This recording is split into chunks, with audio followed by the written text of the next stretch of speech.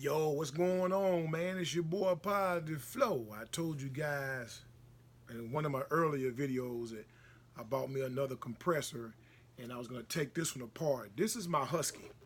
Okay, this is the cover that comes off the fan. And this here is my capacitor. Okay, you gotta be very careful with a capacitor. It will seriously damage you. In some cases, kill you. All right, so before you go messing around with something you have no clue what you're doing, look it up first. Look and see what you need to do in order to change your capacitor or maybe change your motor or fan or whatever you need to do. Now, I always told you guys, look for the simple solution first. And what I found with this particular one was old school, nothing. The capacitor was fine. I got my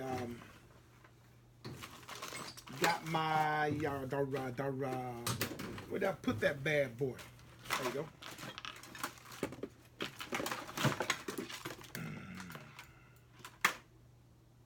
Okay, I got my tester and tested. It's fine, but what I found out when I was taking the casing off, this what I mean by always start with the small thing first. I noticed 2 screws from my casing was missing on the other side, and the reason the fan was the casing itself was leaning on it, locking it. So it was trying to turn, but the casing was stopping it from turning.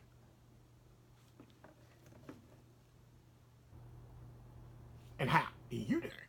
The casing. Seriously? This little thing here, stop it from turning. And I done went and spent $139 on a pneumatic. But I like that pneumatic. That pneumatic, the shizzle for rizzle, my nizzle. I used it on my BMW over here yesterday, and I washed my wife's car this morning, knocked it out, and she just left. She just left, y'all. I cleaned her ride up, and she just left me. What kind of woman is that? I just kidding. She going over my daughter's house. But that was the problem wrong with this thing, man. But if you ever want to change the capacitor, this is what I be talking about when I talk about the capacitor. It's a little circuit right on top. You know, it's right up under the motor majority of the times. You know, if your motor's locked up, you won't be able to turn your fan. You won't be able to turn it. So you know it wasn't your motor. See, that's the first thing I do when I opened it up. But I noticed when I got ready to take the screws out, wasn't no screws on the other side. And it was tilting. So when it's vibrating, you know, if it vibrates a long period of time, it took 13 years, I think, for them to come out.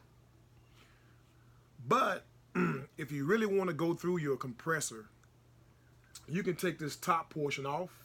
You know, you have to unscrew your capacitor at these 2 ends right here, and you got a bolt in the back. It looks like a 9/16. You can take that out, slide it out, and slide you another one in. Or if you just want to change your gaskets on this thing, you got 1, 2, 3, 4 bolts on top. This whole section, just hold on to this section and just tap with a mallet. If you don't know what a mallet is, I'll show you.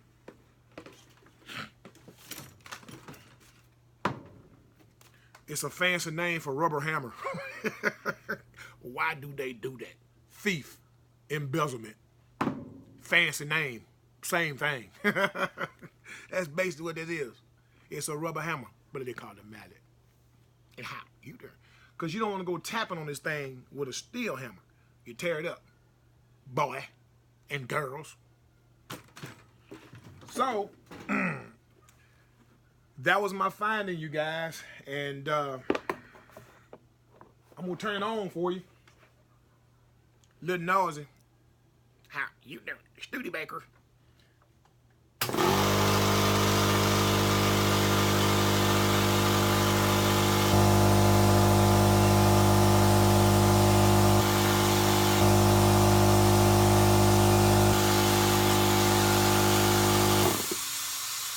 If you hear the air, that's because I ain't got no air line on the other end. You remember I told you about the quick disconnects with the new ones and the older model like this? I mean, these things will run forever, man. I'm serious. And they're simple to work on. If you want to rebuild one, I mean, there's nothing to these things, man. Honestly. If you semi-mechanically inclined, this thing would be simple for you. I mean, it's just a simple little thing, man. But anyway, that was my finding, you guys. And basically, that's what it was, just the casing. I got some more screws that I put in here to lock it down, and she's basically ready to go, man. All right. Deuces.